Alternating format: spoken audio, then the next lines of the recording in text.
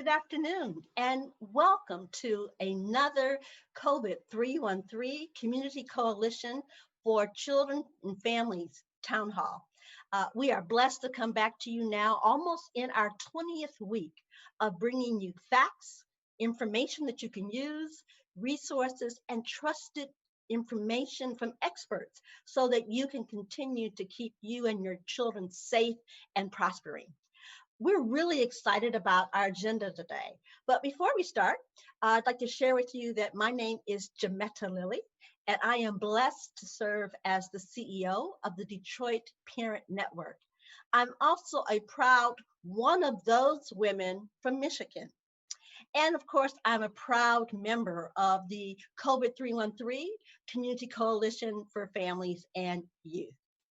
Today, what we're going to do is dive into the things that we know are important, keeping our children safe, working together, whether it's health, education, community voices, all of us need to have and be on the same page that we are focused on making sure that we are following the science in the opening of our daycare centers, our schools, and our businesses. So I want you to please get comfortable, get tight. And I am so pleased to let you know we are going to be starting a wonderful dive into health as well as education with experts. And speaking of experts, I would like to be able to turn over to our co-moderator Christine, as another expert part of our COVID coalition. Christine. Thank you, Jametta. That's really kind. Today, I'm feeling less of an expert, but again, I'm Christine Bell. I'm the mother of three really awesome and energetic children. I'm humbled to serve as the executive director of Urban Neighborhood Initiatives and proud member of this coalition. We want to remind everybody that we are translating this town hall to Spanish and Arabic and ASL. And we want to make sure that we give folks enough time to get to the right line and get comfortable because we have a really exciting agenda today. So Cindy, could you please share the phone number for Spanish translation? Sí. Buenos días, good morning. Para información en español, por favor, puedes llamar al 313-626-7440 si necesitas traducción en español. Hoy la señora Gloria Rosas y Cristina Ruiz Mazón harán la traducción. Muchísimas gracias. Thank you. And sorry about that, Christina. So Cindy did not just share that information. It was Christina. Thank you, Christina. Saeed, could you please share the translation information for Arabic? Saeed is not on yet. Oh, okay. Well, we'll get back to that then, but you see the slide, and if you need Arabic translation, the slide indicates where you should go. Katie or Julie, could you please share the instructions for ASL?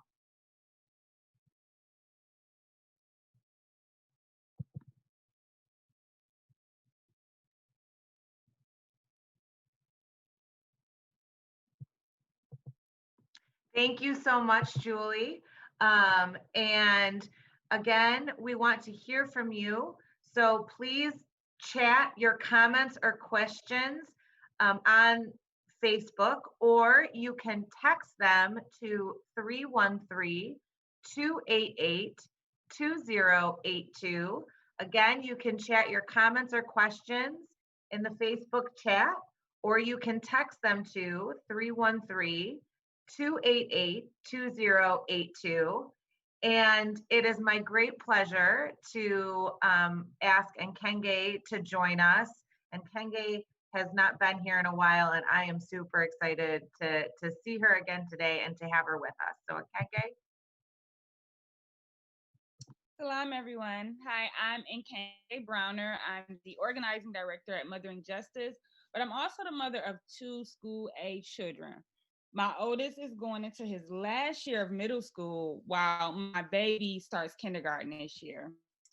We ended last school year confused, afraid. Some of us lost family members and friends, and definitely community members. We all lost our routines and sense of health security. This summer was the first summer I've ever experienced that was without playgrounds, sports gatherings, family trips, play dates.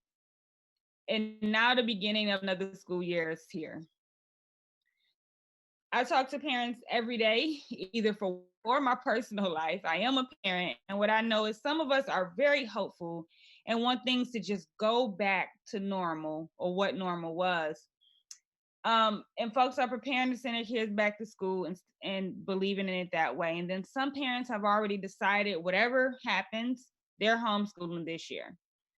We're all teaching our kids universal precautions, but as we know, we've been trying to teach kids to sneeze into their elbow pit for a few years, and they still do it right in our face.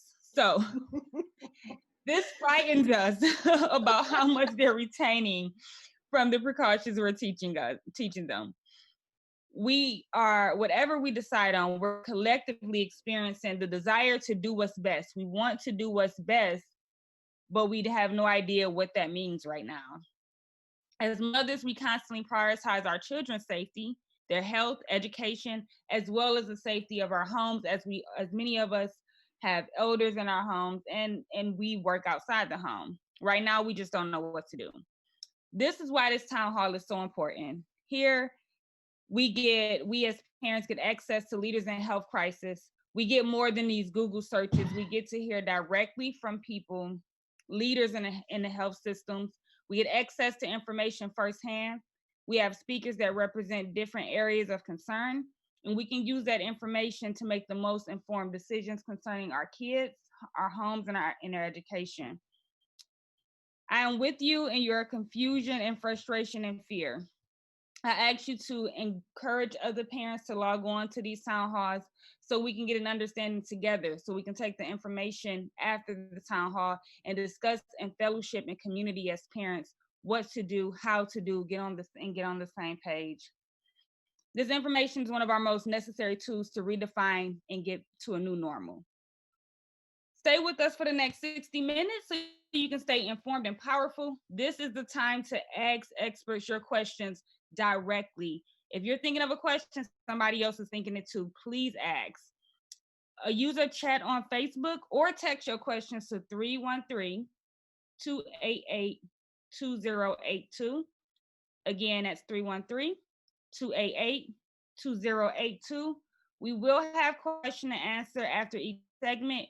If we can't answer a question today, we're committed to getting the answers to you by early next week.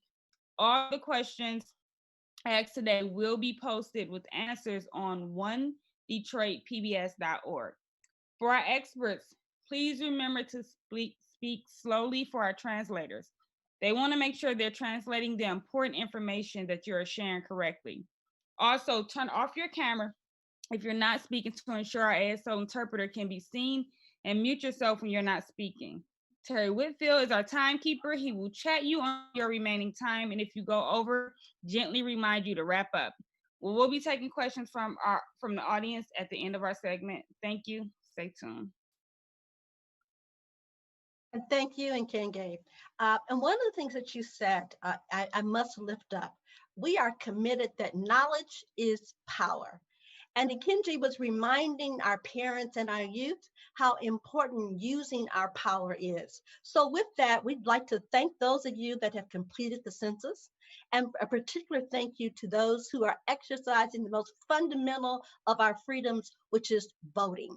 And we want you to know that we are going to be focusing in on voting in each one of our town halls moving forward as a resource for you so that we can continue to get information that is factual, that is useful, and helps us to exercise the power that we can as a community to keep ourselves thriving and moving forward. But thinking in terms of moving forward and thriving, for that to occur, that means that we have to understand where we are in this moment from our public health officials. And today we are so delighted to be able to have the directors for the health department for the city of Detroit and also for Wayne County to join us. And as Nkenge mentioned, we welcome you to put your questions in the chat, or you can text that to us as well. So with that, I am delighted to introduce Denise Fair. Denise is our Chief Public Health Officer for the Detroit Health Department. Welcome, Denise. Thank you so much for having me. In fact, I was so glad that you invited me back. That means that I'm doing something right. So thank you for inviting me. I also have my timer because everybody knows that I can be incredibly long-winded. So I won't take too much of your time. And then of course, Carol Osterberry will join me afterwards. So let me just quickly acknowledge Ms. Browner, who I believe is speaking on behalf of all parents. Thank you. Thank you for sharing that you're scared. Thank you for sharing that you're concerned. But thank you also for sharing that you're hopeful. And you know, I think it was really important for you to share how you're feeling, because we as health officers also feel what you're experiencing. But I will tell you that the governor, as well as all the local health officers, have created this really powerful 63-page report for all of our schools and our families to make sure that we're bringing students back to school in a safe and equitable manner. So today, I just wanted to stress that the local schools, the superintendents, the principals, we've been meeting with them on a weekly basis to provide them with the most up-to-date knowledge and guidance. The Detroit Health Department and the Wayne County Health Department are working together. We are closely aligned, working with Wayne RISA and making sure that we put out direct guidance based upon the Michigan Return to Schools plan.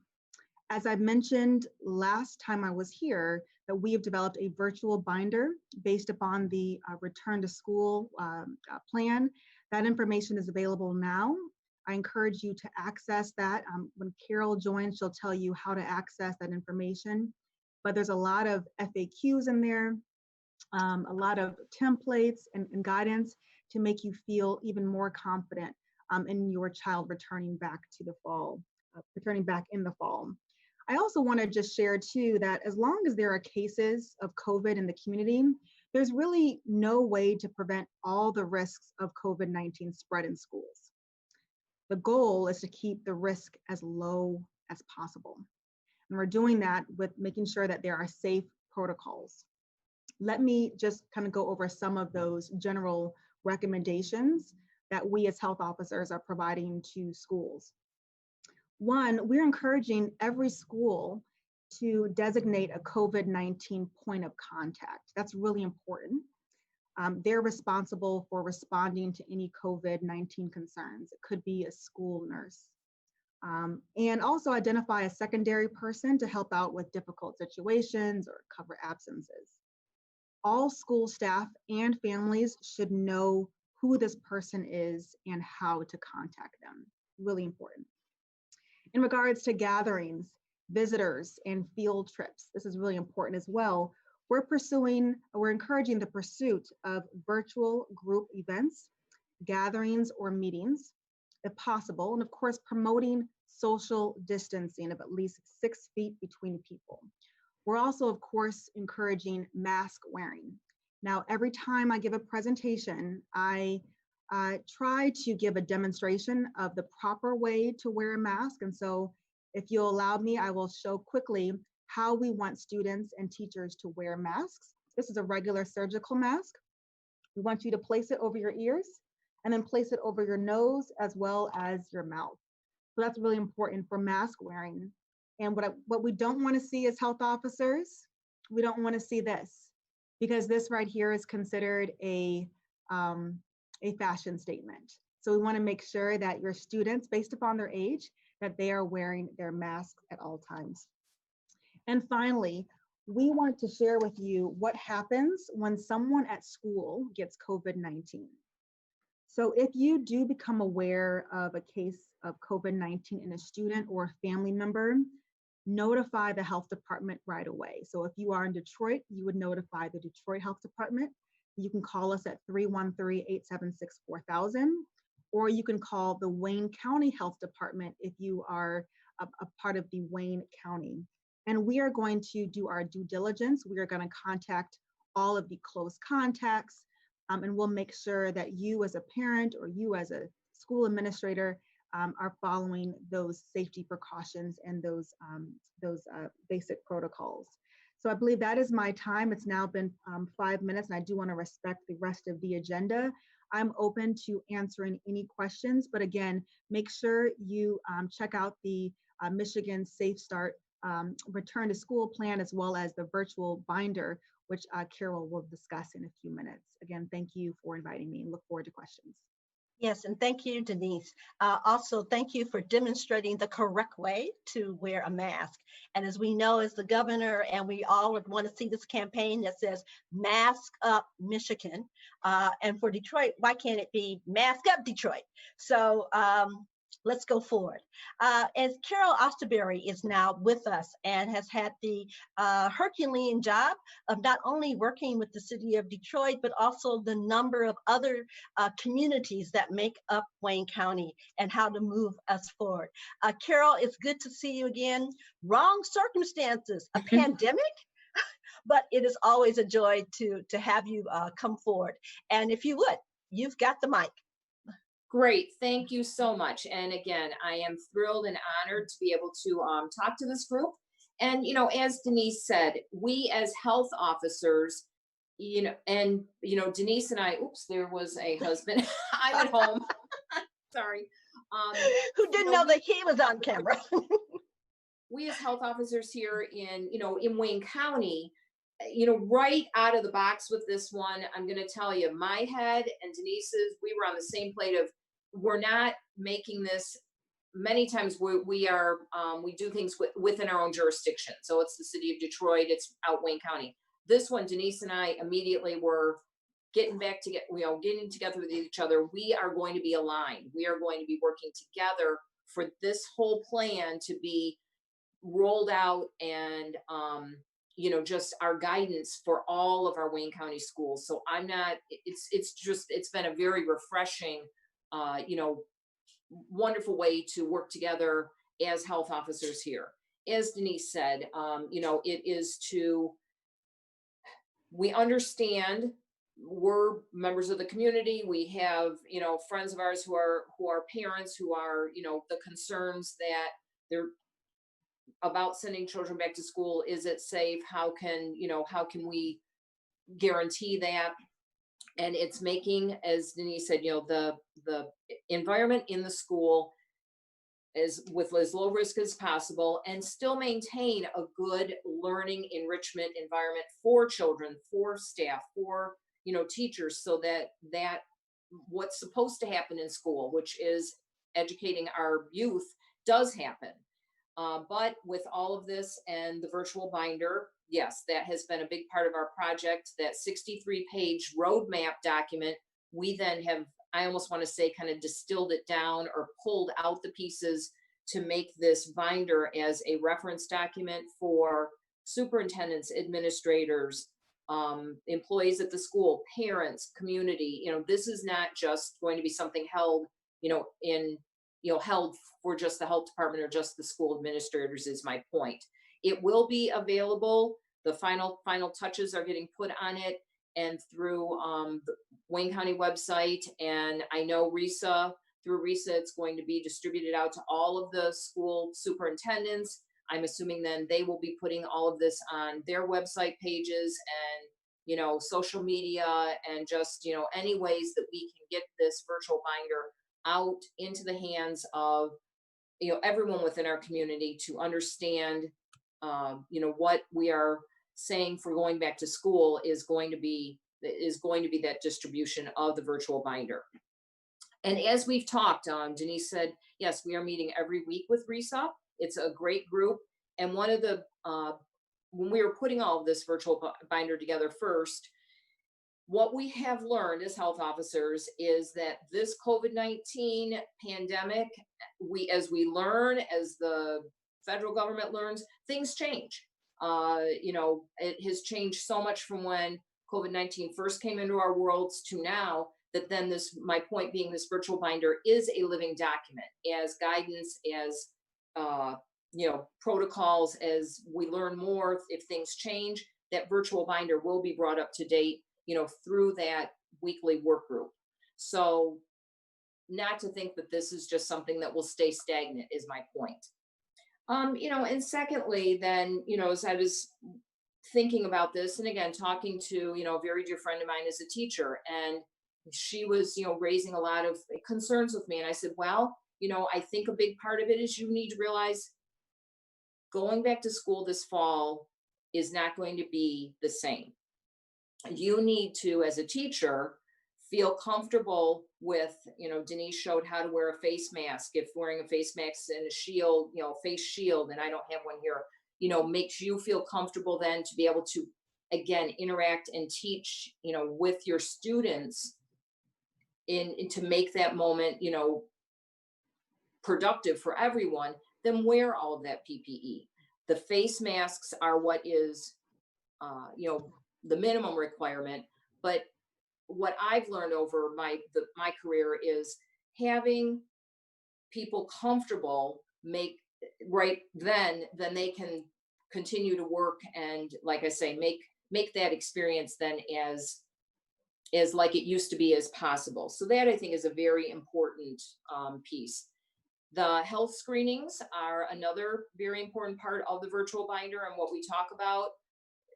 Health screenings are being done at businesses all across, all across Michigan, across the country. And I have had so many colleagues, managers in Wayne County, who initially grumbled about it. Well, how are we going to do this? How are we going to ask the questions? People aren't going to want, they had all these excuses. Once they got into that new norm, a new norm, a new process, a new, they got starting rolling on it. I've had many colleagues say, wow, Carol, I'm so glad we did the health screening. An employee came in, wasn't really feeling well. We said, okay, you're not going to come to work, go and get COVID testing. And, either the test came back positive and then they stayed home and self-quarantined at home, or the test came back negative and then they found out, oh, well, maybe I wasn't feeling well due to, just seasonal allergies.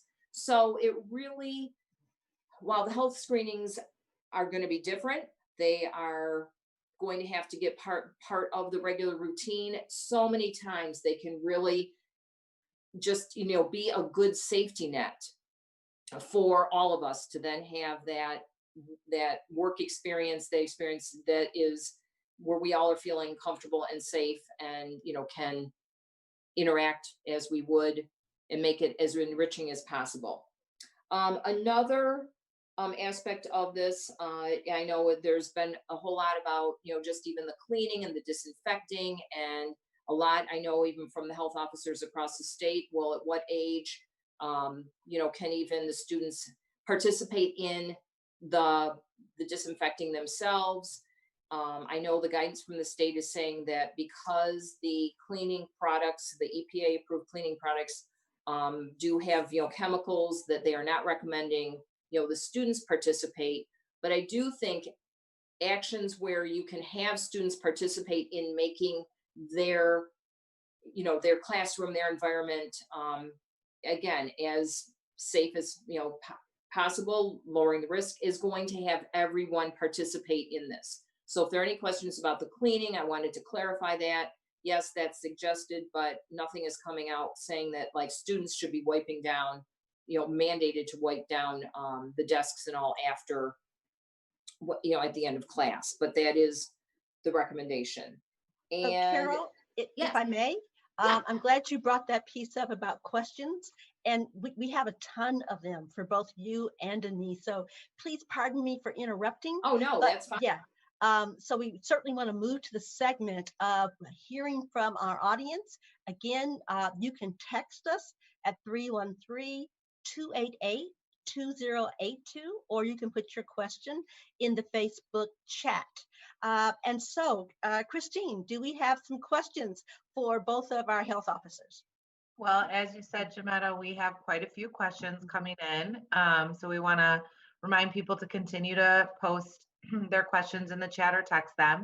And then also there's, excuse me, there's a survey being posted in the chat right now. If you fill it out, you'll be entered into a raffle for a $25 gift card. So this one, Denise, I believe is specifically for you. Where can we reach the health department? And they want to know what the phone number is. And so can you say it slowly so we can translate it, and then also so that the person that's answering questions in the chat can chat it? Yes, I am grateful for the easy questions because Carol has agreed to take the hard questions. We're texting back and forth. You can reach the health department Monday through Friday from 8 a.m. until 8 p.m. at the following number: 313-876-4000. Again, that's 313-876-4000. If you would like to leave us a message, we'll answer it in the next 24 hours. Or you can also email us at dhdOutbreak@detroitmi.gov. Again, that's dhdOutbreak@detroitmi.gov. Thanks. Thank you. Okay, so this question, we've been hearing mixed information about testing. Are the rapid tests accurate? Is it better to get a rapid test knowing that they're not totally accurate, or going to a location where testing is backed up by several weeks? I've heard some places are taking anywhere from 1 to 3 weeks. So could you talk about the accuracy of rapid testing, and then what would be your recommendation? So I can take that one. At the Detroit Health Department, we do provide rapid testing for a variety of different individuals. So for the city of Detroit employees, for our police officers, of course, our health department employees, for grocery store owners, etc. And we've been using the rapid clinic, the Abbott testing, since the end of March or so. The tests are not 100% because there's no test out there that's 100%. But I can tell you that if the tests were not accurate, we would not be using the Abbott testing. We conducted our own test. We kind of blind sent some labs up to the state, and they came back with 95, I believe, 95 or 98% accuracy. So that is what we're using. In terms of the backlog of labs, you're right. It's taking a long time to get results back from a variety of different tests.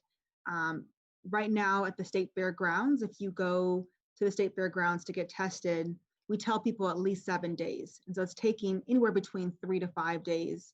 There has been a point where the results came back a little bit longer than 7 days, but this is consistent with what we're seeing across the city. Great. Thank you. So would you make a recommendation of should folks do rapid testing, or in terms of accuracy, or are they equally as accurate between the rapid testing and the non-rapid testing? Carol, do you want to take this one? Yeah, I mean, as Denise said, laboratory testing is virtually no lab test is 100% accurate. And I think that has to be a personal decision. And, with the realization of, when you get the test results back. So, as far as recommending from, as a health officer, what would I recommend? I mean, my recommendation is that you go to a reputable testing location to have your test done. As Denise has said, the state fairgrounds, many of the urgent care clinics around have, testing, have testing availability. I think and it does kind of change the CVS and Walgreens and, who has in that. That is, I mean, my recommendation is you are going to a reputable, location to get your testing, because then, like, let's say example, ABC urgent care. They are, an established urgent care clinic. They have to have a CLIA certified, machine and personnel. That is what you look for. Okay, thank you. Where do you see the virus going in the community? Is the virus are we seeing more cases in our community or less? I mean, I can take that one, and both Denise and I, every day we get our the number of new cases every day and number of new deaths that is tracked very closely by the health department, as well as also tracking the positivity rate within the community. And as far as the Wayne County, we have seen a bit of an uptick. I'm not going to say we haven't, but have we seen anything that is like what we're hearing in the news for, Florida and Texas? No. So COVID-19 is here. It is here in our community, but we are not saying that we are, seeing just a spike up, but it is every day the case investigation and contact tracing for all of those new cases happens. That is the key. And the testing is the key. Having people getting tested so that then we can find out who's positive, have them, self quarantine, containing it. That's all part of making the spread of COVID-19 and as linear as possible, and sustaining it or containing it. I'm sorry. Okay, thank you. I can also and add to that just go real ahead, quick. yeah. I think it's important for the Detroit perspective too, that the trends are encouraging. So we're only seeing about 30 to 40 new cases every day, as compared to where we were several months ago, seeing a few hundred cases per day. And I think for Detroit, as well as for Wayne County, the reason why we're able to flatten the curve so quickly is because residents are taking this seriously. They are accountable. They're wearing their mask, they're washing their hands, they're practicing social distancing, and they're avoiding these large crowds. But the numbers are shifting because we're seeing more asymptomatic people testing positive. We're also seeing more younger people testing positive. So in the city of Detroit, we're seeing a lot more of our newer cases between the ages of 20 to 29. And I believe in some counties, I've heard as low as 15 to 19. That's why it's so important to make sure that we're practicing those safety precautions so that we don't go backwards, we just move forward. And so in both of your opinions, does this trend have any implications that you believe for opening schools? So I think the governor, of course, is very much astute, and she's looking at the data and the science to drive her decision making. She's looking at percent positivity. She's looking at the number of cases. She's looking at hospital capacity. And I think she's done an incredible job of making sure that when it is the right time to open the schools, that it is the right time. I don't believe she's going to be rushed into making a decision one way or the other. And we as health officers are very much supportive. And as Carol mentioned, we are looking at the data every day. I know the first thing that I do when I wake up after getting to the office is looking at the data. And right now our percent positivity in Detroit is 3.2, and we're headed in the right direction. Great, thank you, Denise. Carol, is there anything that you wanted to add? I saw you shaking your head in the affirmative, so. Right, again, Denise just does, puts things very eloquently, and and also, as Denise said, it is now this shift. The age that we are seeing, that average age is much lower. We all heard, from, it all kind of feels like it started at that bar up in East Lansing, and it's that college, just out of college. Ours is, I think, more about the 28 to 32 year range in Wayne County, and it's that's what we are looking at. And I agreed, the governor is looking at all of the data, all of the scientific indicators, all of the metrics, and going to be making the best decisions. And the thing that I really, when I read this the roadmap, I really liked how it aligns with all of the 6 phases of the Michigan Safe Start plan, because then, yep, we're in phase 4. This is what, oh, we're in phase, it helps align everything, rather than the governor kind of saying one thing and then all the the counties and the health departments trying to say something else. To me, it just, what we're hearing also as health officers, we don't want hearing you all saying something in Washtenaw or in Wayne County that then Washtenaw is saying something different and Oakland. So we also regionally have been, had conference calls and talking about how are we all going to be administering guidance, what are we saying to our communities? That's another good point. Great. So Jametta is back on. I want to give you each a quick opportunity to just say, is there anything that your departments need from the community right now as it relates to the pandemic? That's a good question. So I think Hameda said it already, which is mask up Michigan or mask up Detroit. Because the only way that schools are going to open in the fall is that if we continue to follow those safety precautions and wearing our masks. That's one thing I'll say, but also please rely on your local health department. We work for you. So let us know what you need.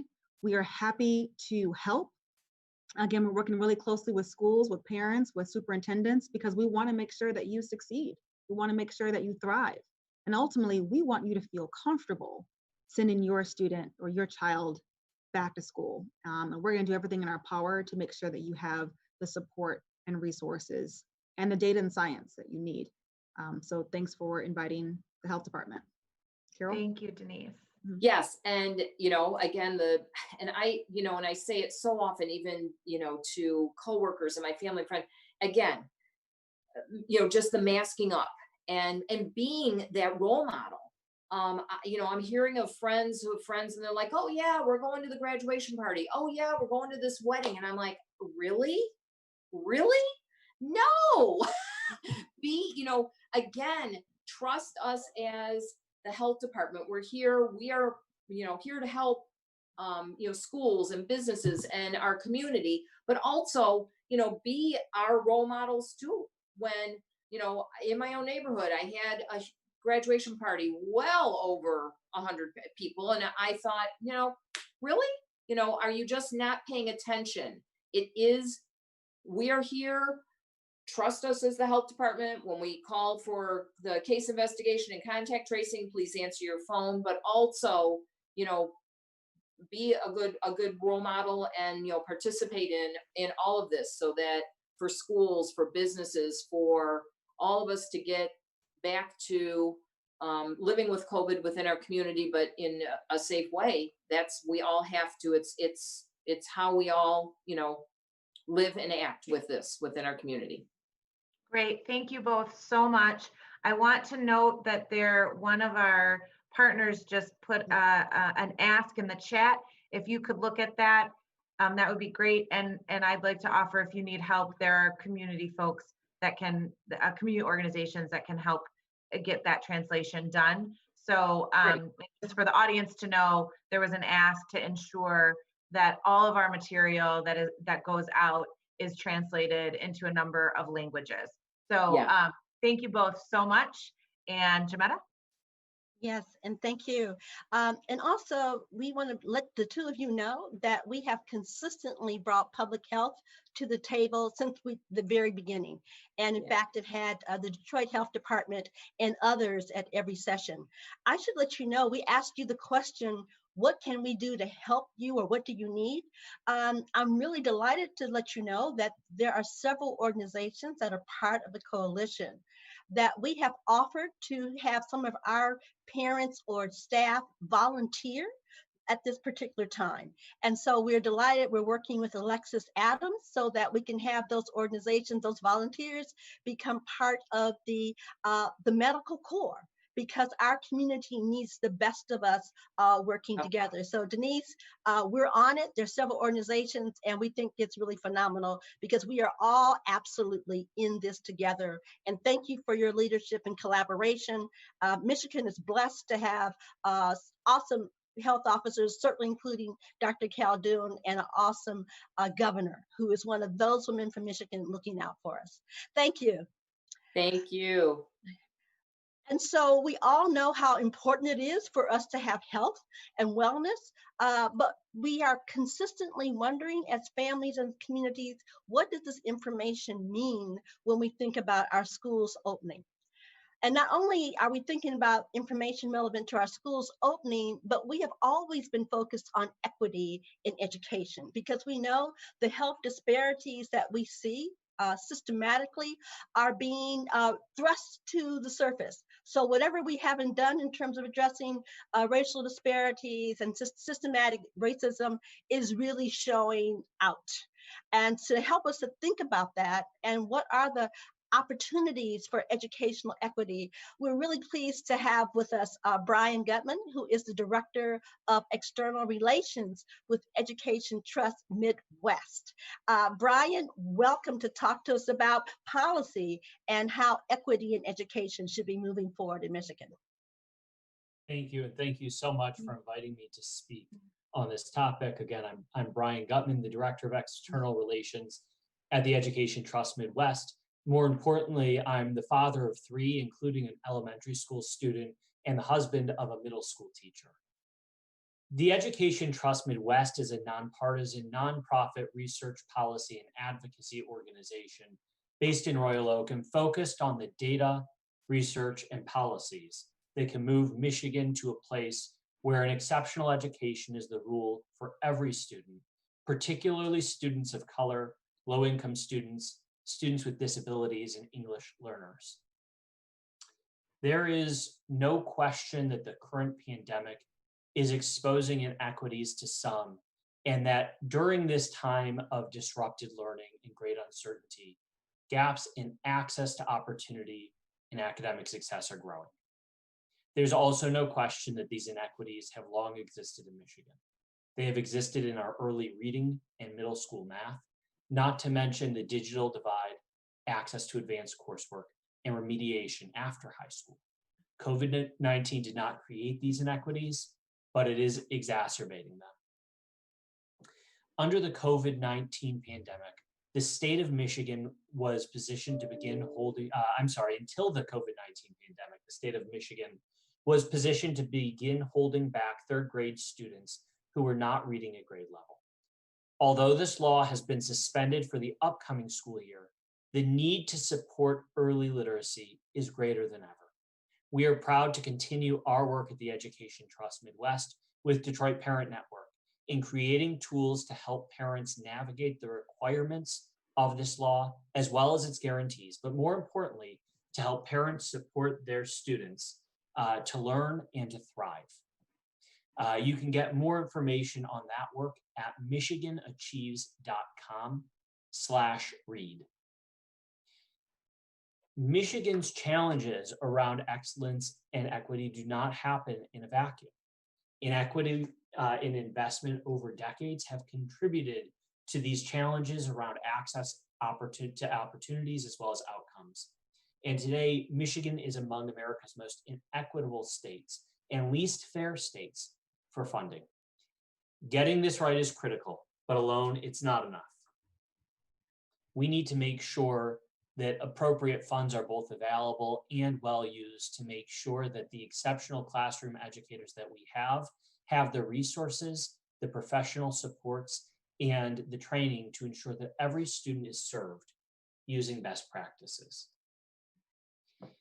In the wake of the COVID-19 pandemic, Michigan families and educators are understandably worried about their students' unfinished learning and what a return to learning looks like during this unpredictable time. In a statewide survey that we conducted late last year, 82% of Michigan parents said that they were concerned about their child falling behind academically. Learning does not happen in a vacuum, and in many cases, students at the greatest risk for learning loss during this time are also at the greatest risk for being impacted by the health and economic crisis of COVID-19. For the future prosperity of Michigan and the success of our students, we must create a new normal where excellence is the norm for every student, no matter where they live, the color of their skin, or this year where learning takes place. That's why we're focused on 3 key priorities during this unprecedented time. First, prioritizing investment in public education. over other areas of the budget. This means that Congress must step up to prevent state budget cuts. It means that state leaders need to prioritize public education funding, even when it means not funding another important priority. Secondly, protecting vulnerable student funding. This includes by ensuring that if state budget cuts are absolutely necessary, they need to be done fairly and equitably, which is a change from what Michigan has done in the past. Equity must be a key factor in budget decisions, both in good times and bad. And so Michigan lawmakers need to insist that vulnerable students in districts who are already underfunded are shielded from the worst impacts of the cuts. And finally, ensuring transparency and accountability by making a real commitment to have dollars reach the children for whom they are intended. Only with transparency can we ensure that not only do these dollars reach the students, but that all schools and districts can benefit from the lessons of one another. None of this work is easy, and none of it can be done alone. If we are going to actually move the needle this year for Michigan students, it's going to take all of us doing all that we can to urge leaders at the local, state, and federal level to do all that they can to make equity the top priority in difficult budget discussions this year and in the years to follow. We invite you to get involved. One way you can join us is through the link online. The link on your screen, rather. You can also text us. Text OPP, the number 4, all, opt for all, to 55444. Again, that's opt for all to 55444. This will be difficult, but together we can make the difference this year. All of our students deserve an exceptional education, regardless of the color of their skin, their ability, their zip code, or whether school happens in person or over a computer. Thank you, and I am happy to answer any questions. Thank you, Brian, and thank you for really providing the rich array of opportunities that we have for collective action around educational equity. So Brian has started off our education segment, and I just want to repeat that you can put your questions or comments in the Facebook chat or text us at 313-288-2082. So before we go on to our other presenters in our education segment, pause. Do we have any questions at this point? So yeah, we have one, and I also wanted to make the note to folks that are listening that if we didn't get your question answered, we will make sure that we get it answered. And so there was a question that came after the health department around masks and the community needing masks. And so we will make sure that we find out where community folks can get masks. But the question is Brian, so the question is, are schools reopening face-to-face this school year or virtual for now? And I think some of that confusion is that you've started to have districts announce that there was an option and now they're going to be virtual for the first semester. So could you speak to what you're hearing, and then what parents where they should be looking for additional information about their schools? Sure. Well, I say this first as a parent. This is an unbelievable school year where parents are faced with the very difficult choice of balancing the health and safety of their child alongside the need to ensure a quality education. Parents should not have to make that choice. And that's a very personal and difficult decision. It's also a difficult decision for district and state leaders. As of now, it is a district by district, school by school decision over whether learning is going to take place in person, online, or some combination of the two.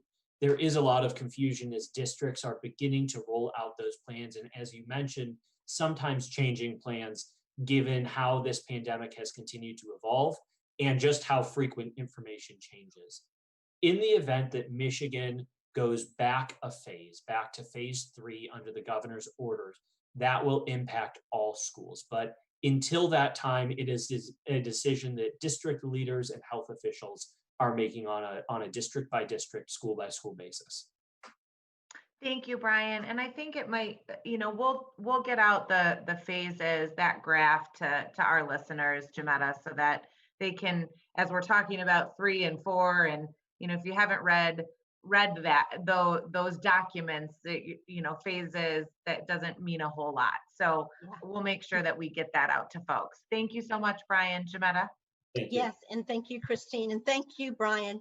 We'll ask for you to hang tight in case we have some more questions, particularly as we think about the issue of funding for our schools and also how funding may be distributed, hopefully at some point when Washington and our Senate in particular clears the next batch of legislation.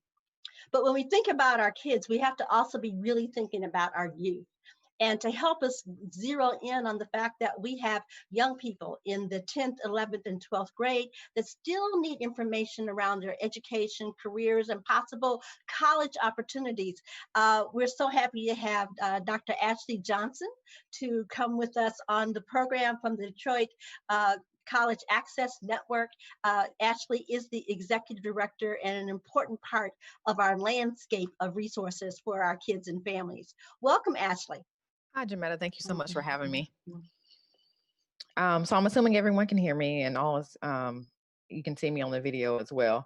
I only have 5 minutes. So one, I just want to say that it is a very trying time, and we as individuals and as families are going through a lot, and really trying to balance decisions about what you want to do with your students as it pertains to education, I think is a personal and a family decision. So as I kind of talk through some of this stuff and all the information you're hearing today, I really encourage you to make the best possible decision that you can make as a family when it comes to these things. So as Jametta stated, I'm the executive director of the Detroit College Access Network. And essentially what we do is we work with high schools, specifically the high school counselor or college transition advisor in high schools across the city, no matter if they're DPS, charter, or private schools, to work with all of them to try to help them create a cause-going culture so that when your students come through these high school buildings, they have access to the resources they need to make quality decisions about what they're going to do after high school. And so for us, I'm going to use the word college a lot, but college really means post-secondary. So that means everything from a barber type degree or cosmetology all the way to a 4-year degree. But really understanding that in this economy and with everything else that's going on, it's super important that we have education beyond high school, especially if we're trying to live at certain income levels, right? And so that's really what we do, is we try to encourage students and give them opportunities to strive for education beyond high school.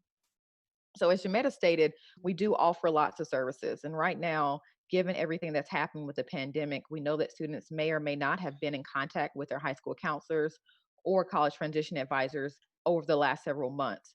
So to help fill that gap, we are now offering one-on-one free advising for any student kind of at any level. So our one-on-one advising is for high school students as they think about, how do I begin to plan for what I'm going to do after high school with everything else that's going on. So they can meet with one of our advisors for free, one-on-one, and we'll help walk them through it. If there are seniors who were in the class of 2020 who are trying to figure out, what am I going to do next year? I was planning to go to this college out of state, but my family no longer wants me to leave the state. Or I was planning to go to a 4-year institution and I'm no longer going to do that. I haven't even thought about it with everything that's going on and how I didn't even get to have a high school graduation. I don't know what I'm going to do. We're here to support you with that.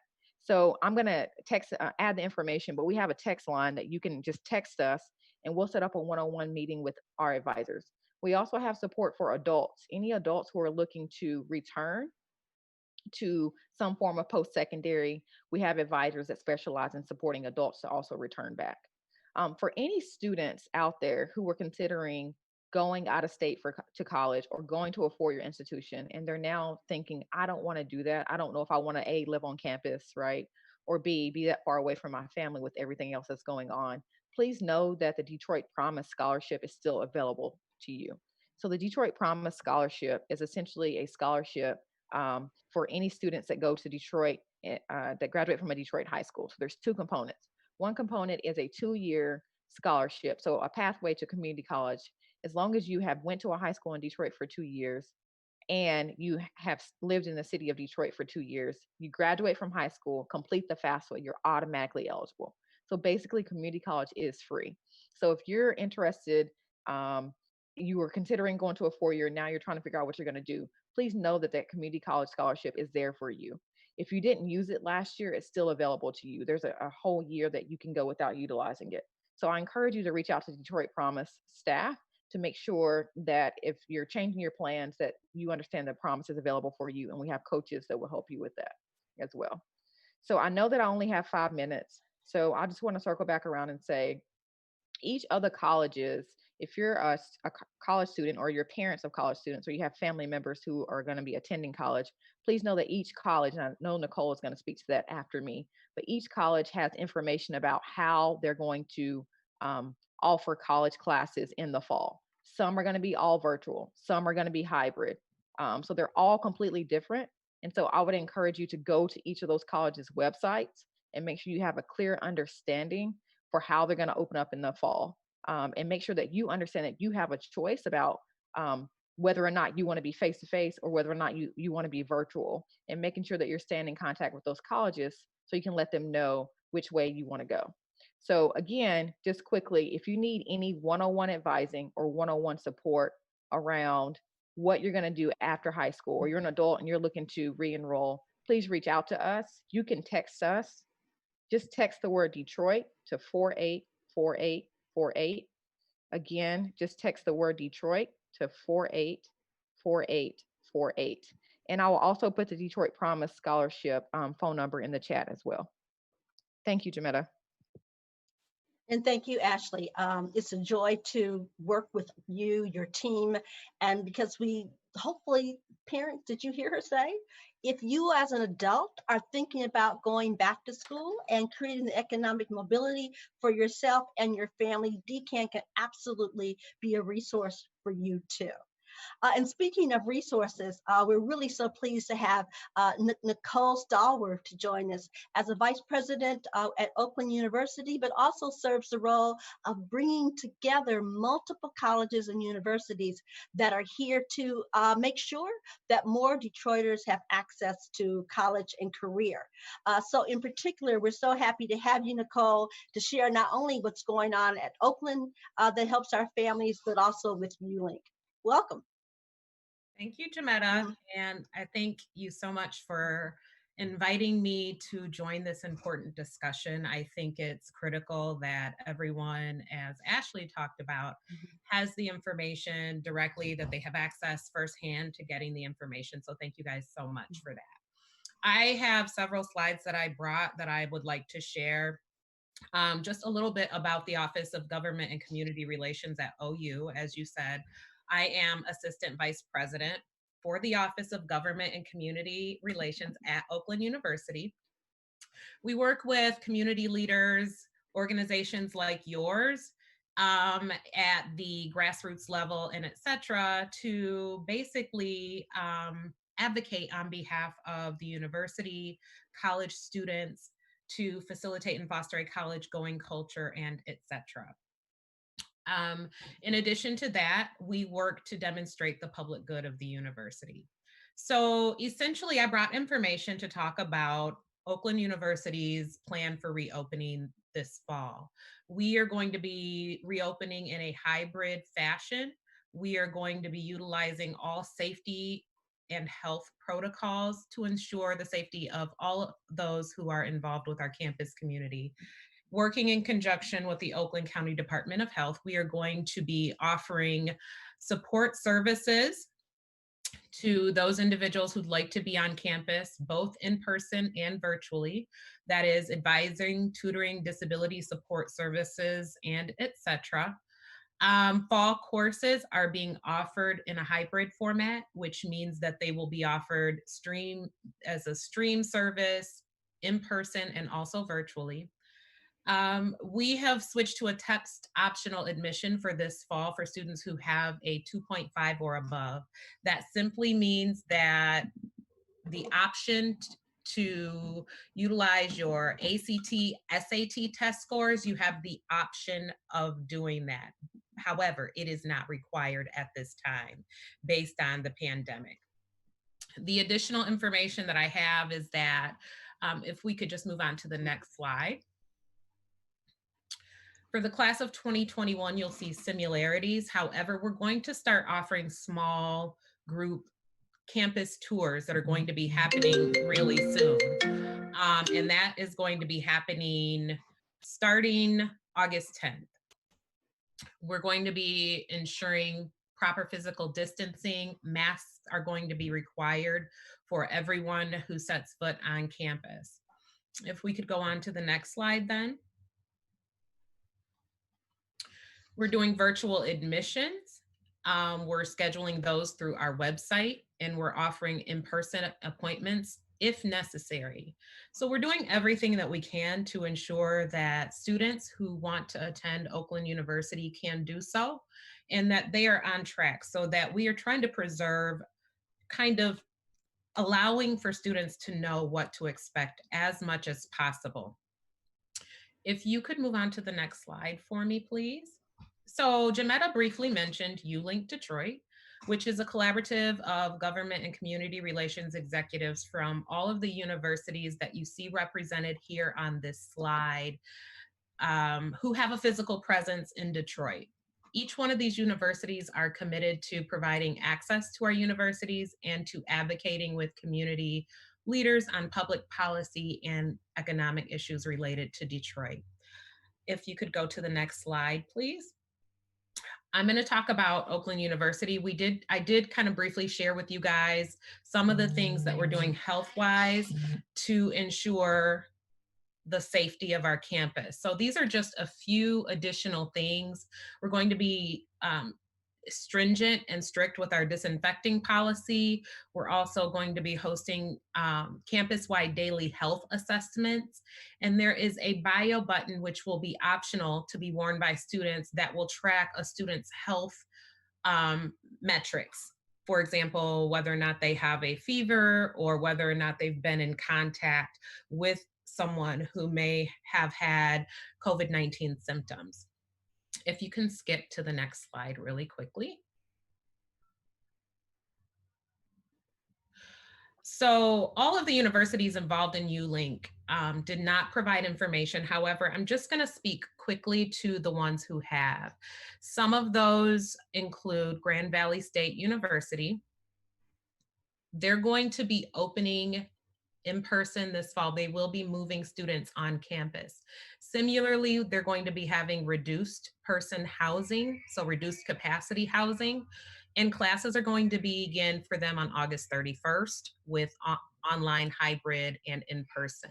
And you can visit their website or connect with an admissions officer from them to kind of talk further about that. If you could go ahead and move to the CMU. Similarly, they are going to be resuming face-to-face classes. They will be offering a hybrid model as well at Central Michigan University. And if you could go to the next slide. Michigan State University is the only university at this time that has encouraged everyone to stay home and to participate in virtual learning. And finally, the next slide, which is the University of Michigan. They are going to be offering a hybrid virtual and in-person model and asking students to quarantine before 14 days before arriving to campus. If you could go to the next slide. So that's pretty much everything that I have at this time. I am happy to take questions. My contact information is here. The big thing that we want everyone to understand is that, you know, we are committed to ensuring that we can still obtain and make an education accessible during this time, and make our campuses accessible during this time of a pandemic while utilizing all the health and safety protocols. So Jametta, I'll turn it back over to you, and I'll say thank you. And again, open to any questions that you may have. Thank you, Nicole, and thank you, Ashley and Brian. I'll check with Christine. Do we have any questions in the chat or the Facebook? Yep, we have two, and I want to remind everybody that there's a survey being put into the chat right now. If you fill it out, you'll be entered into a raffle for a $25 gift card. So the first question is for Nicole. can families see OU's campus in person? And if so, how do they go about doing that? Yes, that's a great question. And yes, we are having in-person tours for those who are scheduled to be admitted class of 2021. So you can go online and schedule your tour for in-person. And again, we're requiring that everyone wear a mask while on campus. We're also requiring very small, personalized campus tours at this time in order to adhere to all of the guidelines that are set forth by the state of Michigan and the health department and the CDC.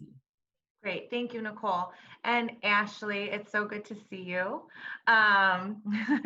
virtually. So some of our students that have made the decision that they're going to stay home and participate virtually, where can they find information about spots in their neighborhood that could provide resources like Wi-Fi access and computers and those kinds of things? Yeah, that's a very good question. So as far as we know, if they were a DPSCD graduate, they should have access to a computer. And I'm not sure if somebody has spoke to the audience about that, but through Connecting Futures, every student that graduated from DPSCD should have access to a computer. And I know that some of the charter schools are also providing access to computers. So that's first stop. If they are a Detroit Promise Scholarship student, right? So the Detroit Promise Scholarship, I didn't talk about this, but the 4-year scholarship relaxed their SAT requirement from a 1060 to something below that for many other colleges. So if they're a new Detroit Promise Scholarship student, Detroit Promise will provide them with a computer if they let them know that they need one. And same thing, if they're a 2-year student, they will provide them with a computer if they let them know they need one. And they will also get them information about internet, Wi-Fi, and things like that. Now, what I'm hearing, if the college is local, many of the colleges and community colleges are trying to open up their parking lots to allow students to come and sit there and use the Wi-Fi for free. So that's one of the things that I'm hearing. Now, if you're maybe far away from the school, then I'm not quite sure how you would go about getting that. I think you would probably have to figure out the free places to get Wi-Fi in your neighborhood. We all know that McDonald's has free Wi-Fi. I'm not encouraging you to go in and sit at McDonald's, or maybe you pull up beside the McDonald's to do that. But there may be other places that you can go and get free Wi-Fi as well. I'm happy, Christine, you brought that up. That's something that we can look into and get you more information about.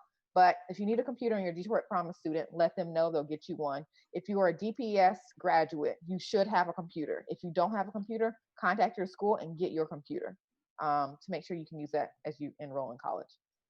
Great. Thank you so much, Ashley. And I think our coalition should share with you if we know of places that have free Wi-Fi and access to computers, and we can work together on that. Thank you so much, Jametta. Yes, and thank you. And know that we are with you to address these issues of the digital divide. I'm really pleased to say that the governor's coronavirus racial disparities task force is also looking at the issue of internet access and saying that we need to have internet for all, which includes everyone in our community being able to access internet, whether it's for their workforce opportunities, school, or for telehealth. I also want to let the audience know that Brian Gutmann had an array of really important slides that we weren't able to show earlier, but we'll have that available in our chat so that you can get an opportunity to look at the opportunity for all work that's being done by EdTrust. And so I want to thank all of our presenters, a deep dive into health, a deep dive into education, and working together and using information to keep ourselves safe and powerful. And all this information always is for our families and our youth. But we also want to make sure that we always have our parent voice at the beginning and at the back end of that. So I'm really pleased that we have someone from our Hope Starts Here initiative to come and speak with us. And that's going to be Sparkle Berry. Sparkle, you're on and welcome. Hello. Hi, everybody. My name is Sparkle Berry. Excuse my son in the background. But I am a community outreach specialist with Hope Starts Here Detroit Imperative 2. Basically, because of COVID, I haven't really been able to do much outreach, but besides what I do through my social media pages. And what I try to do is promote our 6-a-days, and it's basically say 6 things that we can do with our children throughout the day, just to keep engaged, help with language building skills. We play, we make videos about encouragement, reading, um, just things of that nature. It's been good because I'm new to Hope Stars here, Detroit. So throughout these 6-a-days, I have developed relationships with my kids that I didn't have before. Um, just playing together and just the things that we do throughout the 6-a-days has created a bond between us that we didn't have before, and I appreciate that. Um, I know I only have 5 minutes. That was pretty much all that I had to contribute just to promote the 6-a-days initiative that we have because I think it's very important. Thank you. Or and if you have any questions too, I can answer questions. Thank you. Thank you. Thank you, Sparkle, for sharing. And I'm going to turn it over to Christine as co-moderator, who is also may have some questions that have come in from the audience. Christine, you've got it. Thank you, Jametta. We don't have any questions right now, but thank you for always reminding us, Sparkle, about how important the 6-a-day are, and we'll make sure that we get that out to all of our viewers. So thank you so much, Sparkle, for being here today. We want to remind everybody that we're posting the survey in the chat. One last time, if you fill it out, you'll be entered to win a $25 gift card. It's time to wrap up our town hall. We want to thank all of our panelists, and we want to thank each of you for joining us today. Again, if your question wasn't answered, we will get the answer for you, and we will post all the questions on onedetroitpbs.org and on DPTV's Facebook page. To sign up for regular updates, please fill out the form that's in the chat right now, or you can put your email or phone number in the chat right now, or you can text us your email or phone number at 313-288-2082. Again, 313-288-2082. And that's if you want regular updates. We, for the last 2 weeks, we've been doing shorter programs, and we're going to continue to do that. We want to make sure that we accommodate our families and still make sure that you get the best information in a shorter period of time. Like every week, I have a few asks. I should say we have a few asks of you before you go. We want to thank everybody that went out and voted in Tuesday's primary. And if you didn't get an opportunity to get out there and vote, you have another opportunity in November. You can register in person up until the November election at your local clerk's office, or you can register online. So, and what we are going to do from now until November is we will make sure that we provide you information around voting each week. So go register to vote if you didn't get a chance to do that yet. Second, we want to ask you to fill out 2 parent surveys. They're in the chat. The first one is from 482 Forward. It takes about 2 minutes, and it's the 482 Forward's community survey about reopening schools. We are collecting this information because we really are trying to better understand what our parents and families need right now. Also, there is a second parent survey that is going into the chat, and that survey collects a little bit more information. It should take you about 10 minutes to fill it out. And it too is to inform a citywide table that is thinking through how we coordinate resources and opportunities to best serve our families in the city.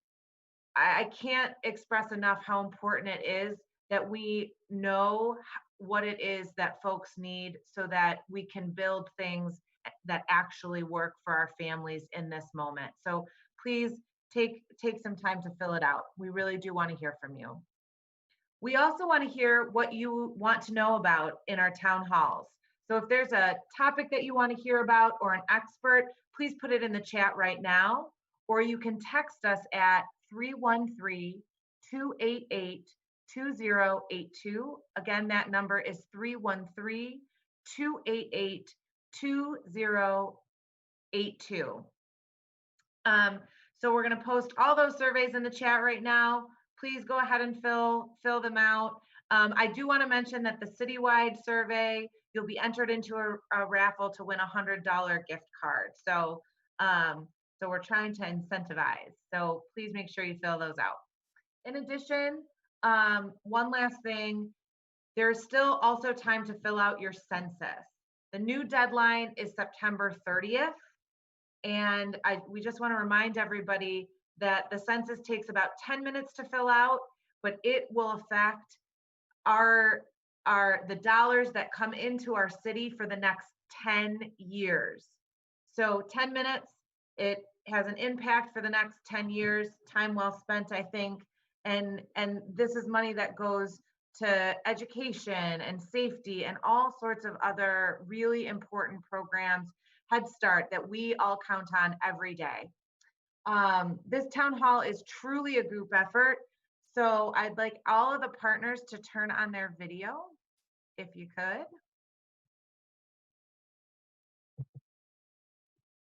We're waiting. Okay. And so we want to remind everyone in the week and the weeks to come, stay healthy, stay powerful, stay strong. Christina, could you please translate that into Spanish?